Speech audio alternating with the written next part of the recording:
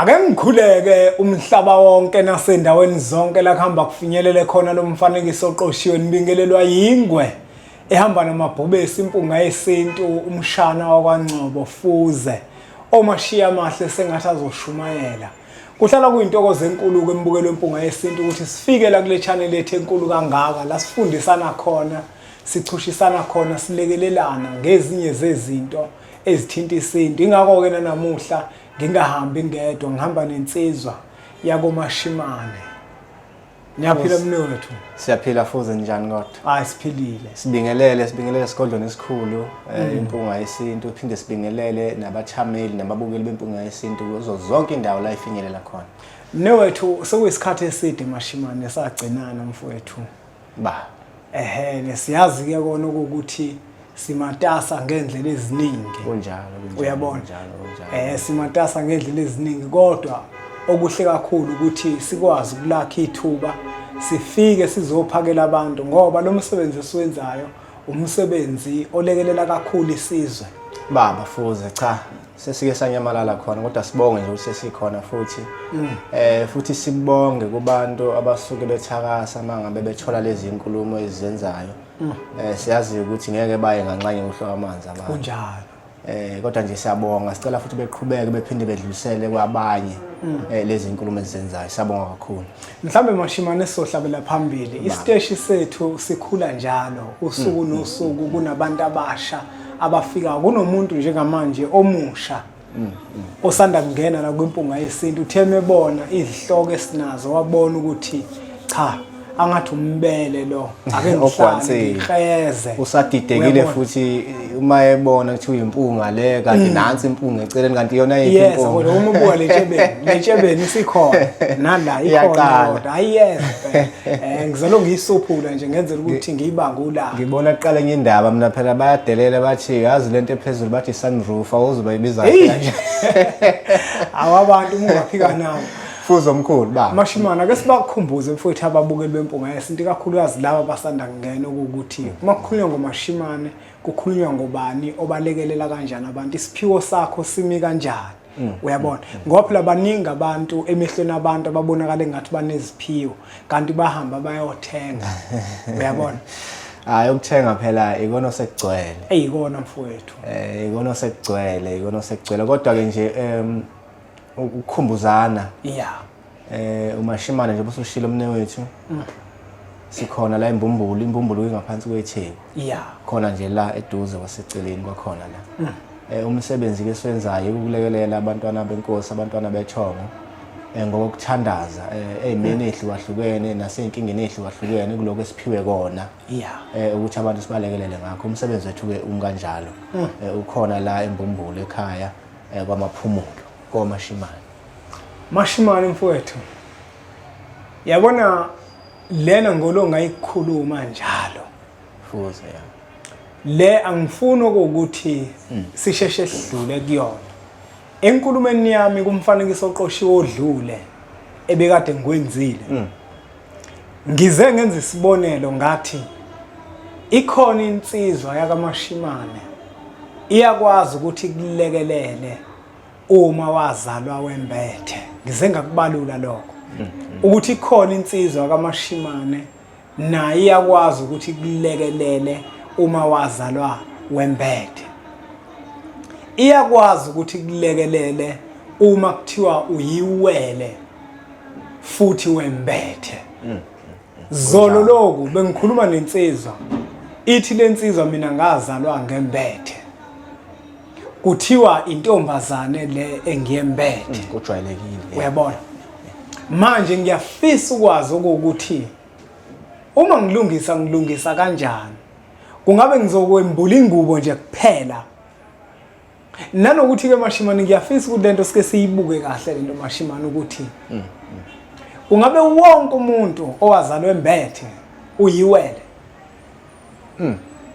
Ngiyafisa ukuthi lapho sike siyicacise lapho okuwukuthi kungabe wonke umuntu owazalwa embethe kusho ukuthi yena uyiwele.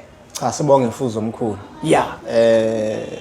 Ukucacisa nje la ubuza khona ukuthi ngabe wonke umuntu owazalwa embethe uyiwele yini impendulo ethi cha akukho njalo yeah impendulo nje iqala lapho ukuthi cha akukho njalo kodwa bakhona abantu abambethe ukujula okunjalo okunobuwele yeah ukhona umuntu oyembathele nje ikhehla la kube lithile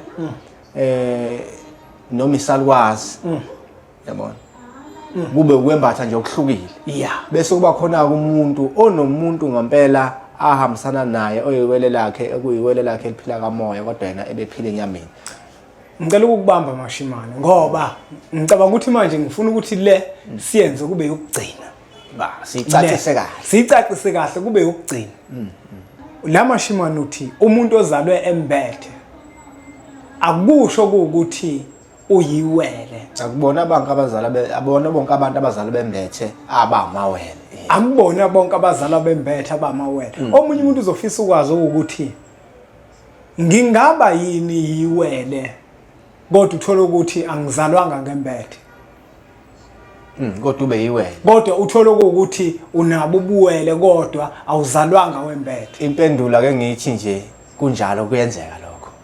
Uzophinde futhi athi uma kuukuthi kunjalo kanti lento yobuwele iyinto eyenzeka kanjani ungake mhlawumbe usithathe usibeke ukuthi umuntu kuzabe yiwele kusuke kwenzakaleni ekuzalweni kwakhe noma yinto lena mhlambe eyindalo ukuthi kunabantu abothi mabezalo bazalwe bamawele kodwa bazale ngabodwana uweza into ngishoyo yinto mhlambe eyimvelo yini okuwukuthi kunabantu ekwadala ukuthi bazothi mabezalwa umuntu azalwe yedwa kodwa azalwe nomuntu kamoya.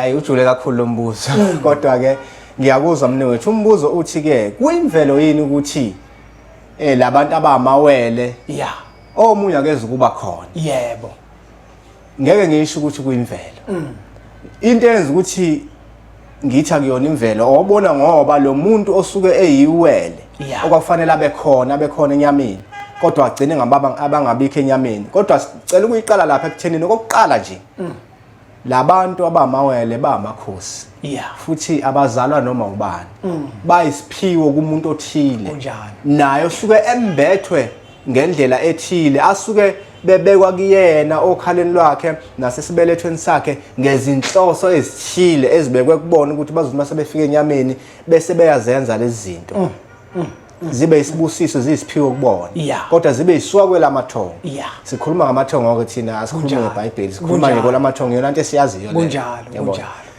ke bese kuba khona ke ukuphazamiseka ngoba ezinye izinto masichaza ngeke siqamba manje ukuthi sayisigeqa amakhulu lezi zinto zakoma ejule kakhulu khona la sichaza sifike khona la ngeke sifike khona kuyimfihlo kangangokuba ukuphazamiseka komuntu okufanele abe khona enyameni kodwa agcineke likamoya kwesinye isikhathi asikwazi ukufinyelela ekuthenini kuphazanyiswa yini okunye kwakhe kodwa okunye ukuphazamiseka ngeindlela zemndeni nezinto ezenzakayo agcineke engabikho enyameni kodwa anamathele kulo obona ukuthi akuyona imvelo ukuthi angabikho ngoba kuhamba ayifuna izimfuno zakhe ikakhulu kulo ophila enyameni. Kunomuntu ozofisa ukungena emadevini alandelele enkulumeni yakho oyikhulumayo uzobuza ukuthi umuntu kuze abe yiwele kusho ukuthi umama wakhe usuke ebathwele bebabili kodwa ngokwemshophi ethile enzakala abesephuphuma lo yedwa khona ngaphakathi esiswini ngokomshophi ebesosho njalo ngomshophi ngoba akuyona imvelo ukuphendula lo mbuzo nawe usuphendule ngokwakho ukuthi kusuke kumshophi othile kusuke kuyimpazamo ethile eyenzeke emfihlakalweni singayazi engaba nezathu eziningi ezahlukahlukene zakomoya uma sesiyilandelela. Uzophinde futhi athi okusho ukuthi ke manje umuntu othi umuntu ozalwe embethe kusho ukuthi yiwele shuthi khona iphutha likhona lapha likhona iphutha likhona lapha ngoba kubona bonke abantu okwenzeka lo mshophi esusho kodwa umuntu usuke embethwe nje ngokuthi wembethwe nje yabona wembathiswe isiphiwe esithile ikhehle lithile ingakho bephuma engwambile egaxile esesigubhini izinto ezifana kanjalo kwahlukile kuloba yiwele nje ukuthi kwafanele libe khona.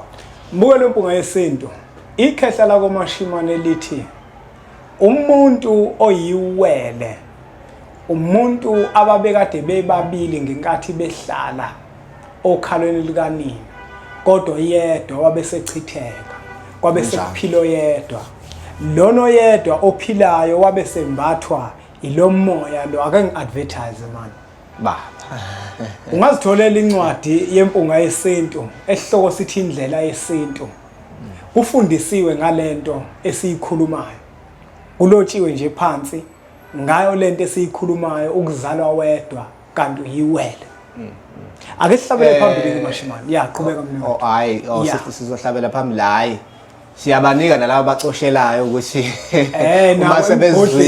uma sebezwile sikhuluma ngale njula le bacoshele nabo baphinde bafundise akuyona inkinga lokho akuyona inkinga lokho akuyona inkinga akona kunja ngoba sike sibeze phela hayi sike sibeze baqala khona la kwempunga yesintu sibeze nasemsakazweni behlole besebekhuluma ubone uthi bakhuluma ngalehloko lesebesikhuluma ngalesebesikhuluma kodwa akasikho la bacoshelile ayikho inkinga impilo injalo unjalo nje ya Mashimane ba sesizwileke manje ukuthi umuntu ukuze abe yiwele kodwa bephila yedwa into eyenzeka kanjani yebo omunye kuzofisa ukwazi ukuthi njengoba ke manje lo muntu akithi engazange azame inhlobo futhi ngingakaze ngizwe ngaye nomzali wami akakaze angitshele ngaye uma sekufika isigaba ke manje sokuthi ke sengizolungisa ke manje ingubo ngifuna ungizwe kahle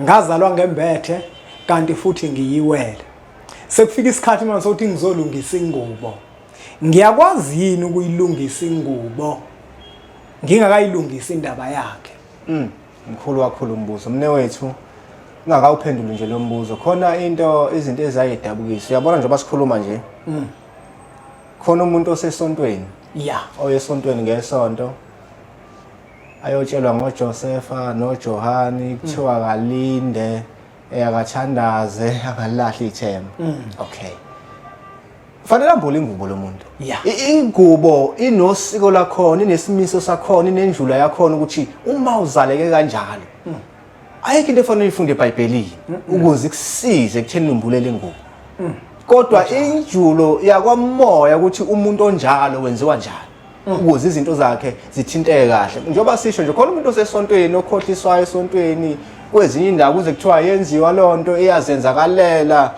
ukhohlisekile lo muntu ahamba ibanga elide lempilo mne wethu leyo nto engayenzi omunye amaphupha yamtshela njengoba sihlale sisho ukuthi amaphupha ayikho konke amaphupha ayikho konke amtshela umuntu mhlawumbe unokuphupha imbuzi mhlawumbe unokuphupha kanjani ephupha izinto ezihlukahlukene kodwa ngoba ufundiswa imfundisoze ahamba elide ibanga empilweni engakwazi ukuthi asizakale kulesimo sengubo kodwa ukuphendula umbuzo wakho angazi noma ufuna ukuqhubeka ubuze nimi ngifisa ukubuza la ungakaphendula ukuthi omunye uzothi mina ngizohamba ngonikela ngicele uShembe angembulele ingubo ngokukamoya ngingasakwenza ekhaya hayi lokho kuyiphutha elikhulu ngaphandle mawutshelwa umuntu sake sayisho le ndaba ukuthi kunzima ukudikiswa umuntu ophambi kwabantu othembakele ohlale eguqa akutshela ezinye izinto uyibona ukuthi zizona zikusiza namhla esekudukisa awukwazi ukubona kunjalo manje ke abantu abasuke indlela yokukhuluma phambi kwabantu belaleleke bagcine bekhuluma izinto umuntu ngisho angayiphathisiwe yabona akhulume adukisa abantu ngaleyo ndlela ukuphendula lo mbuzo awukwazi ukuyonikelela into efana nale futhi asikhulumeni ukuthi ngoba la siyiphathisiwe ukuthi hayi ithini esenzayo okay vele siyayenza ngoba siyiphathisiwe kunjalo yabo akukho la isifundiswe khona kodwa sifundiswe likamoya ukuthi lento yenziwa kanje ukuphendula lapho komne wethu akukho la uzosizakala ngokuthi khona uzombulala ngokukamoya ngoba uShembe ubabekile abantu kunjalo abaphathisiwe amathongo abo ukwenza izinto ezithile eziyinjula nezusiko olithile lokwamoya isuke lidingeka ukuthi lwenzeke kumuntu ukuze izinto zizama ukuthi zenzeke zibheke phambili asibuye lapha ke Mashimane kulombuzo ukuthi nakuke mina nje ngiyimpunga yesintu nginensizwa yakwethu eyiwele ekubeni kwami nalensizwa yakwethu eyiwele ngembethe kungabe kufanele ngiqale ngilungise ingubo yini noma kufuna ngiqale ngilungise lensizwa sesibuyela kuloya mbuzo ukhohliwe hayi ngeke ngikukhohle Siyabonga Mfuzo omkhulu, siyabonga Mfuzo omkhulu. Cha. Ekujuleni nje futhi nokuyinto egejisanayo kakhulu. Se umuntu kahlangabezana nayo kakhulu uthola ukuthi angithi lento eyiphiwo. Lento eyiphiwo inemkhakha yokuthi yini wena uyiphathise kakhulu. Kunjalo. Uyabona mhlawumbe kumina nje, mhlawumbe ngafika umuntu mhlawumbe ohlushwa isilwana noma uNtikolosha. Uthothi mina ngezokumbulelwa lonto leyo yabo. Ngoba umkhakha wami isidalwa sami ngilosama ihambi kakhulu ngalowo mkhakha. Uyabona. Kodwa kuzothi makufika umuntu onobuwele engena nje noma sidibane etheksini kunalento eqondana nayo ngoba ilento vele ebekiwe kakhulu kumina. Uyabona ingakho ngithi ke igeja lapho ke lento umne wethu yengubo baningi abantu ethola ukuthi ukhala ukuthi usembulile okanti unewele kade lingabonakala manje ke umbula kwakhe kathathu noma kahlanu akusamsebenzelanga ngoba isisekelo sale ngubo impande zale ngubo ayimbethe ileli wele leli zincike lapha zincike kuleli wele lo muntu ngisho ngashaya igobongo enzeni konke eshodayo yena into yakhe ufuna yenze ngambili uma kukhona umuntu osele kunoma yini ayithintayo ewuphahla yakomoya isele leliwele ingakho kubonakala engathi lento manje ke ayisenzeki ukuphendula nje ngokuqondile noma kanjani fanele iqale kulungiswe leliwele leli lihlanjululwe kahle lenzelwe kahle zonke izinto bese likwazi ke nalo ukuthi liphile kahle kamoya ngesikhathi liphila kahle kamoya sezophila kahle kulo ophile enyameni liphile kanye naye. Uthi lo muntu uma sengembula ke kungabe ngembula mina ngedwa yini noma naliwele kufanele nalo ngilembule noma kuya ngokuthi nalo lalembathisiwe yini noma uma nje sengembula ingubo kungabe nalo kwenzeka kanjani esimini sokwembula ingubo. Ake ngiphendula kanje lo mbuzo. Ake sethi nje amawele nawo ayaphila omabili. Ake siye kulawa aphilayo. Ayikho into eyenziwa eweleni elinye lingasondela eduze libe khona ngoba awumuntu oyedwa manje kusho ukuthi ke nala ekwembuleni ngisho ngakuthiwa kunemfihlo ukuthi mhlambe kwakumbethe liphi kodwa imvama uma kunelika moya basuke beyinto eyodwa kakhulu vele lolu hlelo lokwambula isuku izokwenziwa likhona lilaka moya bendawo ukuthi siyanimbula ke manje okusho ukuthi naleli laka moya siyalibalula simeme kulelo usiko kulolu hambo lokuthi ke kuyembula manje libe khona la ngoba isuke selilungisiwe. Mbuke lo mpunga yesintu uyabona amaphutha enzakalayo ezintweni esizenzayo uzothola ukuthi wena wayembula ingubo makhamba isikhathi kwabusuthola ukuthi uyiwele kodwa la ngalungiselwa la ngabalulwa njengoba echaza umne wethu ukuthi uma kwenzelwa iwele lithile isiko akenza umfanekiso umfana nentombazane uma lentombazane enzelwa umhlonyana uba khona lo uma imuliswa basuke uba khona uyabona yini ukuthi nawe hayi ngoba nakuthi lo muntu mhlambe wehluleka kodwa indaba yasala ekutheni ngenkathi ekudonsela wahluleka ukubona ukuthi awuwedwa umbili akambulelekanga ukuthi awuwedwa umbili